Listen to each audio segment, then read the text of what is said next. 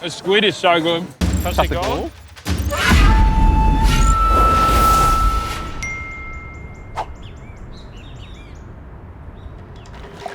Pulau Ubin.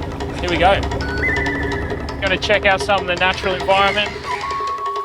Thank you. The water's lapping against the shore, green trees, slower pace of life, natural beauty.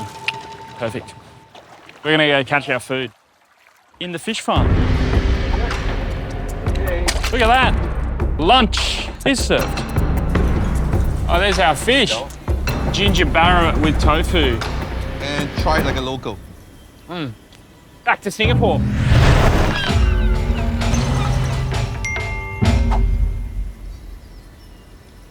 Back in 2008, I graduated with a degree in marine biology.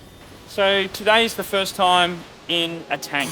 The moment I thought that this was not the Singapore my algorithm shows me was when I was looking up at massive manta rays swimming above me inside the Oceanarium. So fun. Now we're gonna go and try and find some little creepy crawlies here on Sentosa Island.